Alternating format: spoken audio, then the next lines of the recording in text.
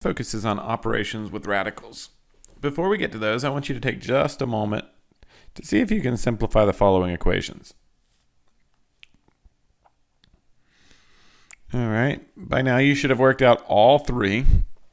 If not, obviously you have paused the video and you're going to finish working out all three. So we should have, on the first equation, subtracted 4 from both sides, which gives me 16 equals 2x, and then we would divide by 2 on both sides, and x would be equal to 8. On question 2, generally the first thing you will do for any equation is look for distribution. Since this one has it, we're going to do it. 2 times 10 is 20, plus 2 times x is 2x. Now, the next thing you're generally going to want to do is isolate the variable.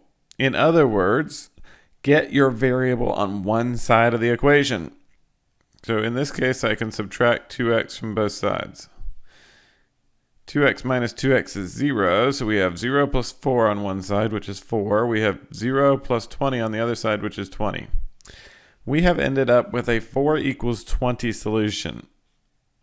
4 does not equal to 20, so at this point you would say no solution. All right, number 3. Again, we want to distribute first. So 3 times 5 is 15x. 3 times 9 would be plus 27 equals, we need to distribute on this side. 5 times 3 is 15x. 5 times 6 is plus 30 minus 3.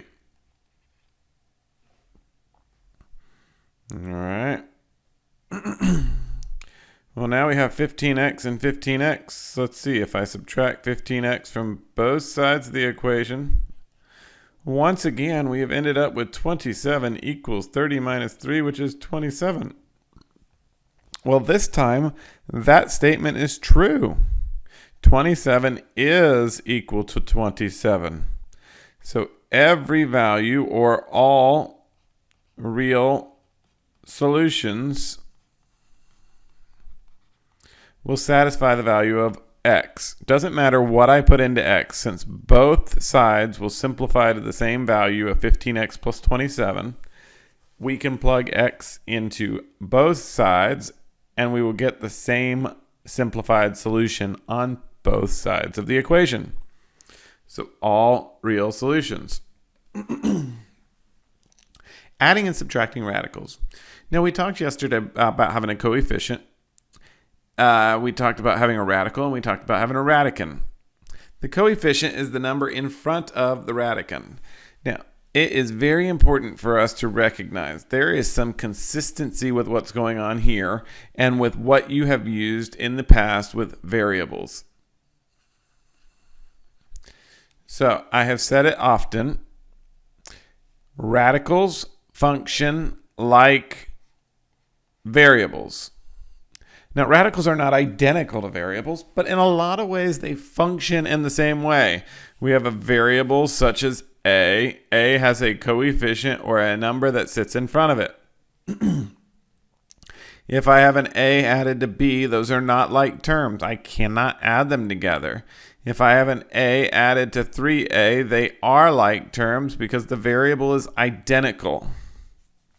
So you're going to see a lot of overlap in what you know of variables with what you will find out about radicals. Like terms with radicals means that everything except for the coefficient are the same.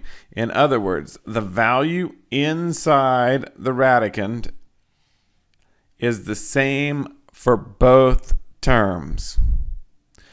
That's why I compare it to variables.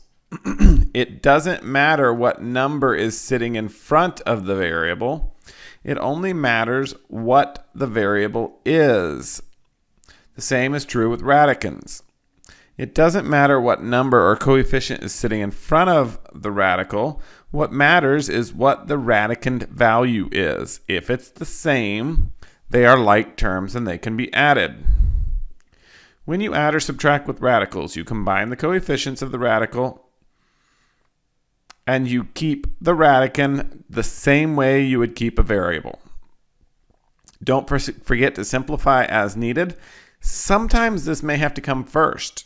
You may find that after you have simplified radicals, you then end up with two radicands that are identical. So this is going to be a series of I do, you do. So you're going to see me set up a problem and perform it, and then you're going to replicate it. Now, question number 1, root 40 minus 2 root 40. Now, this would be the same as me saying a minus 2a. We have like terms, so I can go ahead and put a 1 in front of the a because I know it has a known value of 1. 1 minus 2 is equal to negative 1, and we keep the variable a. The same thing is taking place here. Root 40 minus 2 root 40, or 1 root 40 minus 2 root 40. So we have 1 minus 2, which is negative 1 root 40. Now, hopefully you're thinking into your head, Mr. Gable, root 40 looks like it can be divided by 4, which is a perfect square. If that's the case, that's a great observation. 40 is, in fact, divided by 4, which is a perfect square. 4 times 10, which has the roots 2 and 5. Or sorry, the factors 2 and 5. So that would be the same as saying root 4, which is a perfect square, times 2 times 5. We're going to come back and capture this 1. Right now we're just simplifying the radical.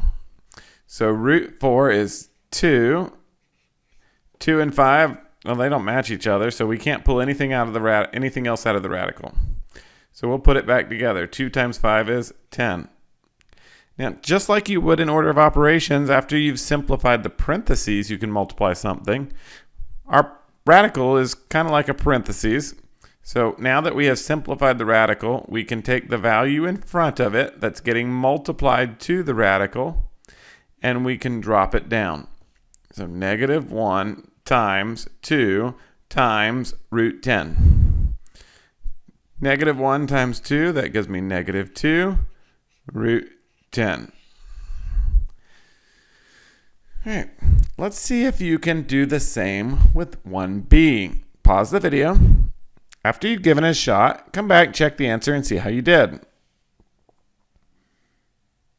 All right, welcome back. We have 10 root 12 plus 3 root 12. Again, root 12 and root 12 match each other, so we can consider them like terms. 10 plus 3 gives me 13 root 12. Where again, we realize 12 is divisible by something. That would be 4 and 3, where 4 is a perfect square. So at this point, I'm just going to bring down the radical, which is root 4 times 3. Get that bar on there. Root 4 times 3, where 4 was our perfect square. Well, the square root of 4 is 2. Root 3 will remain in the radical. And since we've simplified the radical completely, we can bring any values in front of the radical down. They are going to get multiplied to what's left. 13 times 2 is 26 root 3. So how'd you do? Question 2a. Root 20 plus 3 root 5. Well, now we realize 20 and 5 don't look identical at all. But 20 does look like it could be simplified. So 20 has the factors 4 and 5, where 4 is a perfect square. So we could say root 20 is the same thing as saying root 4 times 5, where root 4 is 2 root 5. Well, now all of a sudden I have a radical, root 5, that matches the other term's radical, root 5. So we're going to bring the rest of the problem down. Plus 3 root 5, where now we have like terms. 2 plus 3 is 5 root 5. Let's see what you can do with 3b.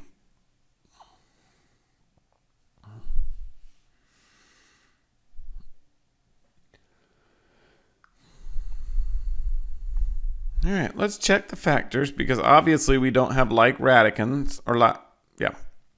So 99 is a factor of what I can see to be 9 and 11, and 9 is a perfect square. So let's clean that up. Root 9, which is perfect square, times 11. The square root of 9 is 3, root 11, and we bring down our negative 4. Negative 4 times 3 is negative 12, root 11. And at this point, we want to check the other radicand. 55 has the factors 5 and 11. 5 and 11 are both prime numbers, and neither one of them match each other, so we can't simplify this radical at all. So we just bring it down. Minus 8 root 55. And at this point, since we do not have like terms, our expression, negative 12 root 11 minus 8 root 55, is our final solution. Factor tree reminder. Remember that you can use a factor tree to find the prime factorizations. Now, I realize that 100 is a perfect square, and so our general goal would be just use 10 and 10. I'm fine with that. It is still beneficial for us to be familiar with the factors. Remember that 10 is a factor of 2 and 5, and 10 is a factor of 2 and 5. So our prime factors, if asked for them, would be 2, 2, 5, and 5. See if you can find the prime factors of root 48. Of 48. Welcome back. You should have 48, which is divisible by 2, gives you 24, which is divisible by 2, which gives you 12, which is divisible by 2, which gives you 6, which is divisible by 2, which gives you 3. So the factors of 48 would be 2 times 2 times 2 times 2 times 3. Multiplying radicals. Multiplying radicals is really a lot like multiplying variables because the radicals function like variables. Now, there is one minor difference because a variable is a letter. It will never clear itself out unless it's divided by itself. So you are going to see some minute differences, but for the most part, they function like variables. So first, we multiply the coefficients together. That is the number in front of the radical. Then we multiply the radicands together. I suggest that you write the product as factors. Don't actually multiply the numbers. The reason for this is if you multiply the numbers, eventually you're going to have to factor or simplify by factoring your radical. So you're putting numbers together just to take them apart again. It's often easier just to leave them next to each other and factor each value individually. You'll see what I mean when we do some examples. Then when you're done, you simplify. So we're going to think of it as multiply the inside, multiply the outside, simplify. That should be kind of catchy if you say it a couple of times. Multiply the inside, multiply the outside, simplify. And so that aligns with our notes. We multiply the coefficients, which are the inside. We multiply the radicands, which are the outside, and then we simplify. So we can think of it as multiply the inside, multiply the outside, simplify. If you haven't got it by now, the pattern is multiply the inside, multiply the outside, simplify. And just before we transition to the page, multiply the inside, multiply the outside, simplify. I do, you do. So let's start on the left. We're going to multiply the inside, multiply the outside. So I'm going to start with my outside actually because I prefer to start with the coefficients. 3 times 2 is 6. Now let's think logically about what's taking place here. Remember, 3 is getting multiplied to root 45, which is getting multiplied to 2, which is getting multiplied to root 15. We have a property that says it doesn't matter what order these are multiplied in. We can rearrange that order. So I can bring this 2 forward. 3 times 2 times root 45 times root 15. And then it makes way more sense for me to go ahead and multiply 3 times 2. Now the property that you would have learned last year and probably have known even prior to last year, because I'm pretty sure you see it starting in 4th grade, is the commutative property of multiplication. So we have already multiplied the outside. Now we need to multiply the insides, which basically means both of those values go inside the radicand. Now, this is not really much different from multiplying variables. Remember, when we added variables like a and b, we said those aren't like terms. We can't do anything with them. The solution is a plus b. When you multiply variables like a times b, you can certainly put them together and say AB. That's essentially what we've done with these two radicals. We've taken the radical root 45 and the radical root 15, and we've put them together inside the radicand. All right, now's the part where I told you it's not always worth it to simplify down a radical. I would generally recommend you start with your bigger number and simplify it first. So root 45, let's do that off to the side. Root 45 has the factors 3 and 15. Whoa, wait a minute. 3 and 15? That means if I write all of these inside the radical, I'm going to have 3 times 15 times 15. Lo and behold, I have a pair without needing to get them all the way down to their prime factors.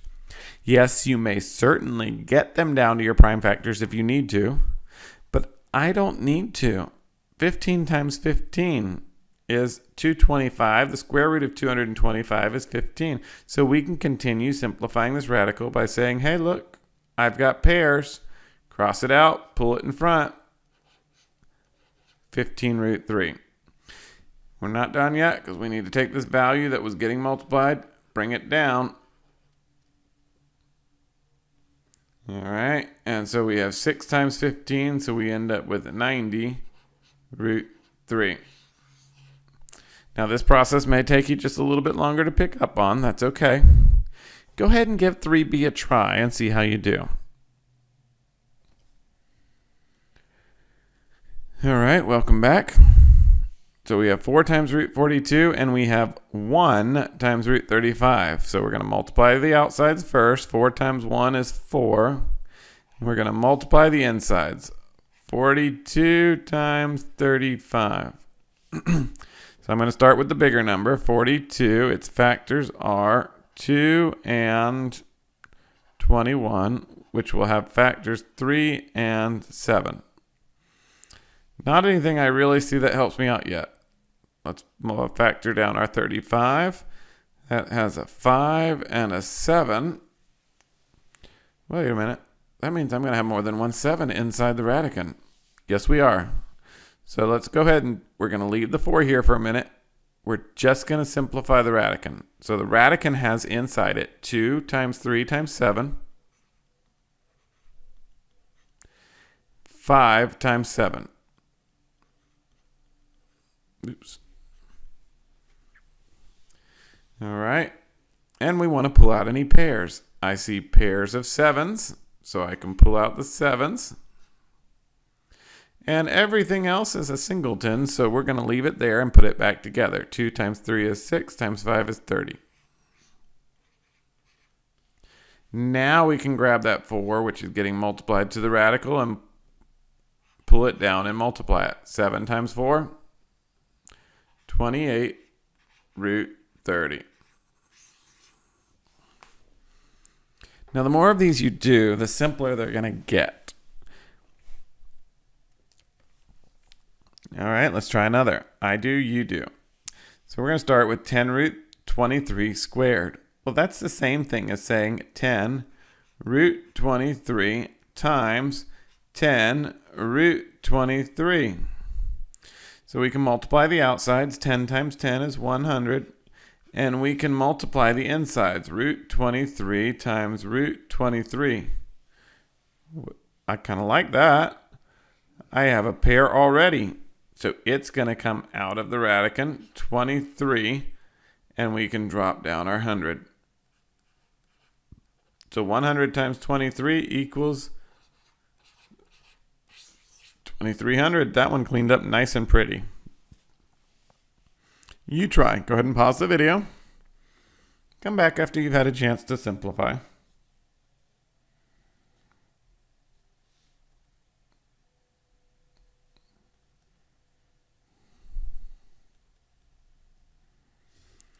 All right. Hopefully you multiplied the outside. 5 times 10 is 50. Multiplied the inside. Root 27 times root 27, where I see a pair. So we're going to have 27. Drop down the 50.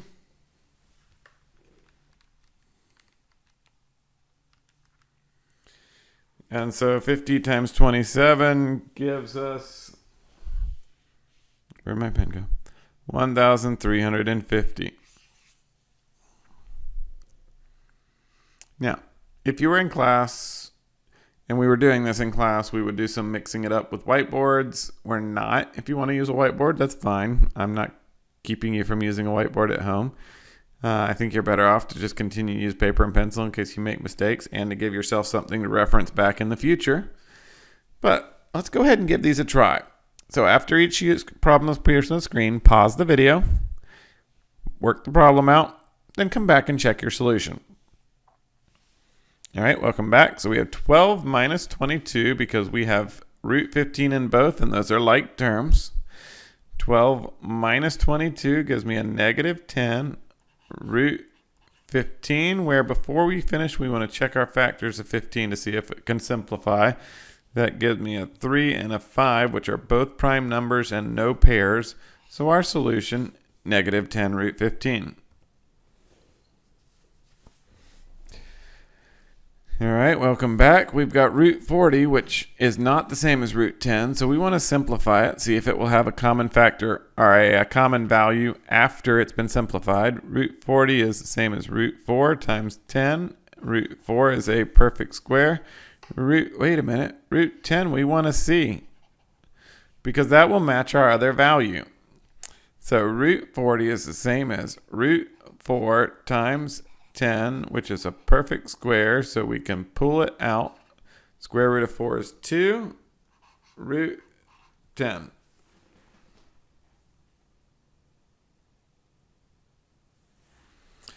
All right, bring down my 12 before I forget about it.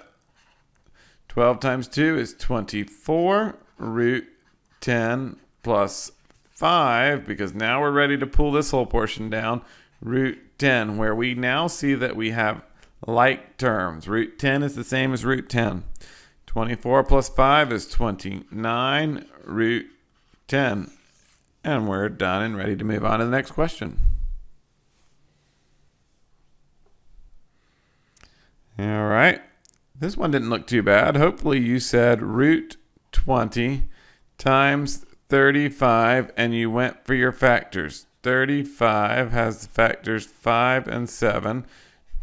20 has the factors 4 and 5, where 4 is a perfect square.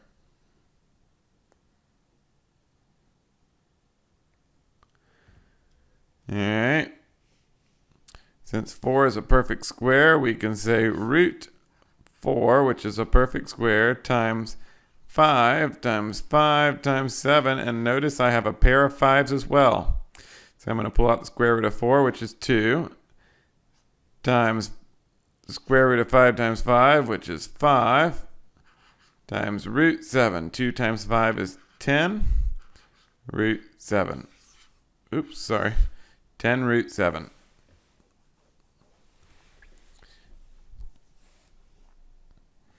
All right.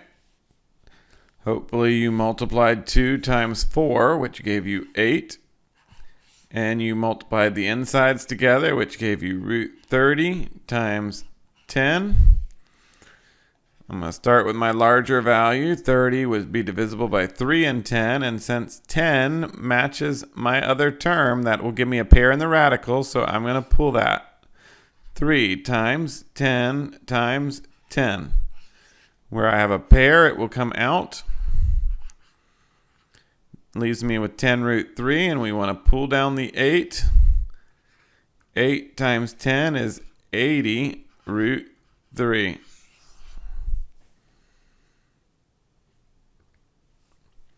All right. Now these are leveled up. In other words, they're going to be a little bit more challenging, and you need to remember your order of operations. So go ahead and give it a try, and then unpause the video after you've given it a fair shot.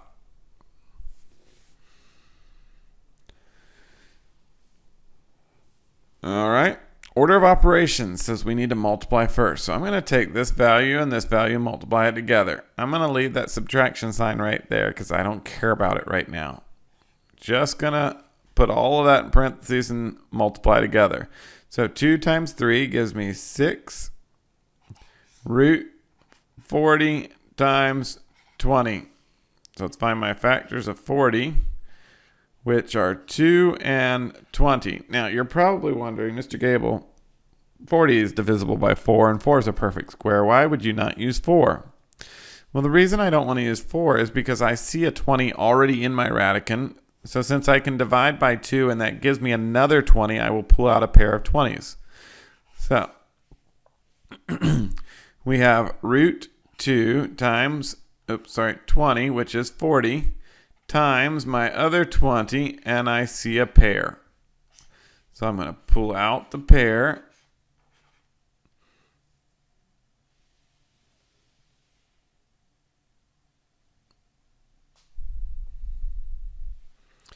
All right, bring down the 6.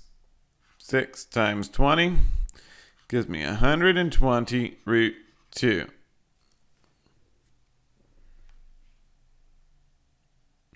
Now I can bring down the rest of my problem. 3 root 5 minus 120 root 2. These are not like terms. So we have simplified it as far as we can right now. All right, welcome back.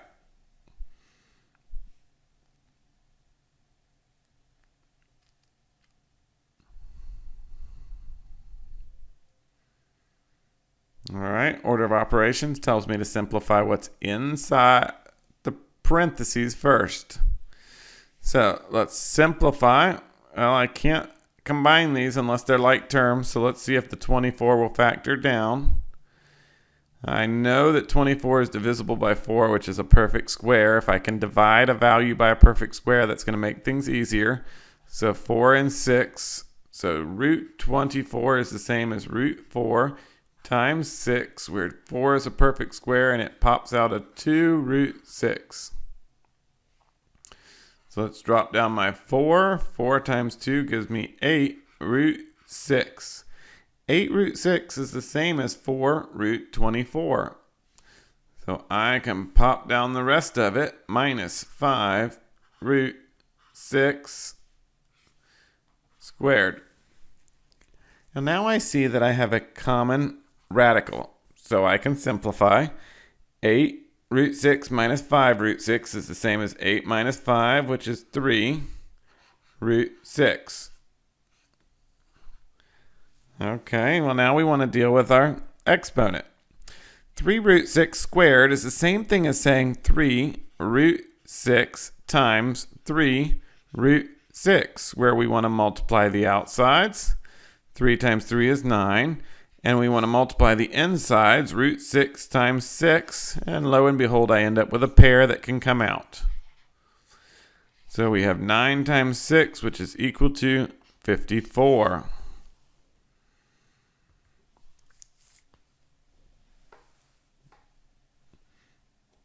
All right. Hopefully, you thought in your head that I need to multiply first because that would be the correct order of operations. So outside, inside. Outside would be 2 times 3, which is 6, times root 5 times root 10. And my factors of 10 are 2 and 5. So we have root 5 times We just said 10 was the factors 5 and 2. So I see that I have a pair of 5s, so the 5 can come out, root 2, and we want to bring our 6 down. 6 times 5 is 30, root 2. Well, so far all we have done is the multiplication. We want to now bring down the subtraction, minus 8, root 8. We can't subtract those are not like terms, but we can look to see if 8 will factor. 8 can factor down to 4 and 2, where 4 is a perfect square. So root 4 times 2, where 4 is a perfect square, becomes 2, root 2. Bring down the 8 that's in front of it. 8 times 2 is 16, root 2. Bring down the rest of the problem. 30 root 2 minus 16 root 2 is equal to 14 root 2.